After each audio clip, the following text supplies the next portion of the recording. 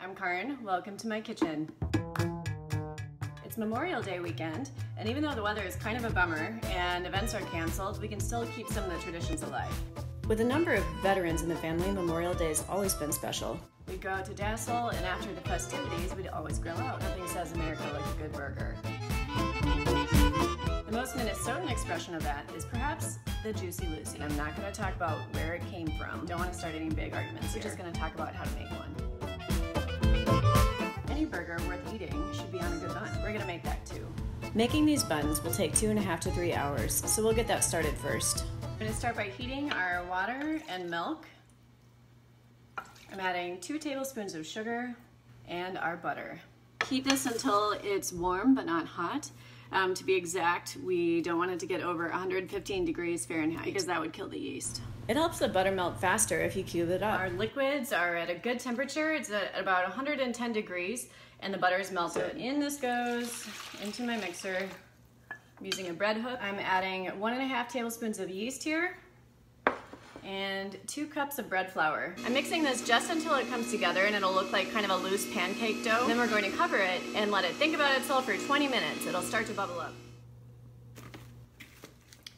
Now I wait. But while we're waiting, we can make a quick mayonnaise.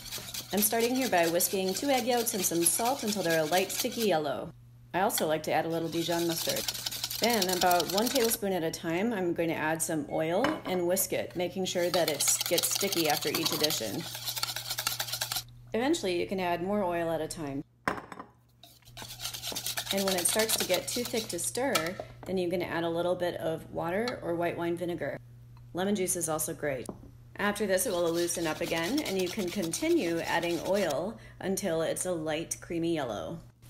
In the meantime, our dough sponge has gotten nice and bubbly. So now we're going to add 2 teaspoons of salt, 1 egg. I shouldn't have cracked it directly in there, but feeling risky today. And about 2 cups of all-purpose flour. We'll let this knead until it's smooth and then raise it in an oiled bowl until it's doubled. All right, our dough is ready. I'm just going to lightly oil the surface and we're going to portion these out. I don't want these to be giant buns, so I'm going to portion them into 3.5 ounces. After the dough is all evenly portioned, I'm going to shape it into balls and then I'm going to gently press them down. You can put them straight onto a lined or greased baking tray. While the buns are continuing to raise, we're going to form our patties. Today we're using a combination of sharp cheddar and Gouda. I still enjoy a good classic cheeseburger, but there is something kind of special about a Juicy Lucy, and there's nothing stopping us from putting cheese on top of it too. We'll set this aside and work on our meat mix. Typically for burgers, I like to use a fattier kind of beef. However, today we're using very lean meat, and it's actually elk from some dear friends of mine who actually shot it in northern Minnesota. Elk is very lean, so we're going to add some butter. I froze this butter, these butter shreds, and we're going to add it to the elk. Butter to burgers is a good move anyway, even if you're using fattier beef. Now our butter is in here. I'm going to weigh out the meat into 4-ounce chunks. So I'm feeling hungry. I made these burgers a little bit more than 4 ounces. Take this cheese, like so, a good little handful, and then kind of wad it together. Make a little cheese pack. I am making a crater in it, putting this cheese mass into it. I'm kind of closing it up onto itself like this. And we don't want to flatten it too much because we want there to be meat all the way around the cheese. These buns are looking great. They're like little pillows. So we're going to brush them with a little egg wash and then sprinkle them with sesame seeds. And then we'll bake them at 350.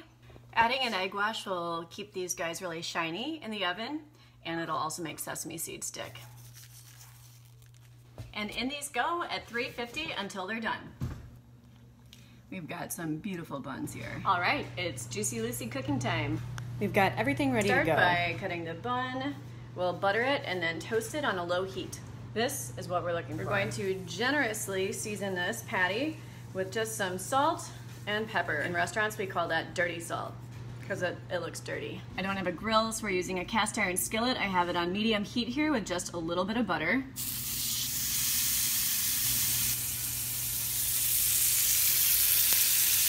If we were cooking a thinner burger or a smash burger, we'd wait for it to be mostly cooked on the bottom side until it starts to release the juices out the top.